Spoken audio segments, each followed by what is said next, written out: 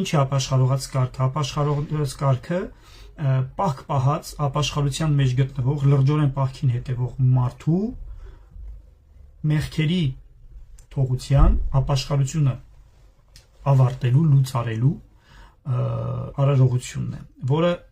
իմ պատկերացմամբ, իմ ընկալմամբ վանական կենցաղվարությունից, վանքերից եկած մի սովորույթ է, վանականների համար նախատեսված, որպեսզի ուրեմն ապաշխարության կարգ անցնելուց հետո վանականները կարողանան մոտենալ եւ հաղորդվել Տիրոջ ընթրյաց պատարագին, որտեղ ապաշխարողաց կարգին անմիջապես հաջորդում է վերջին ընթրիքի հիշատակության պատարագը, պատարագների պատարագը տարվա մեջ, որը Հիսուս հաստատեց։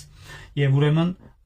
դրան արդեն հաղորդություն ստանալու համար վանականները կամ քրիստոնյաները առհասարակ անցնում էին այս կարգի միջոցով։ Ամենատպավորիչ հատվածը այս ապաշխարողաց կարգից 3 անգամ նույն աղոթքը անընդհատ կարդալն է,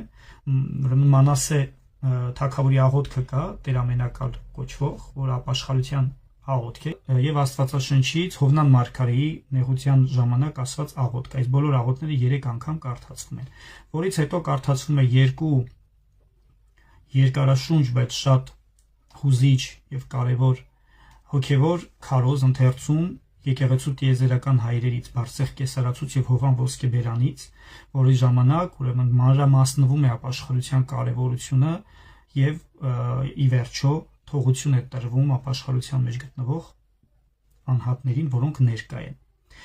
Դրա համար իմ կոչն է, իմ հորդորն է, որ պահած մարդիկ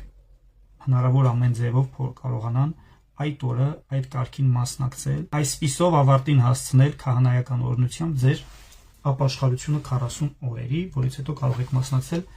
ընթրյաց պատարագին եւ հաղորդություն ստանալ։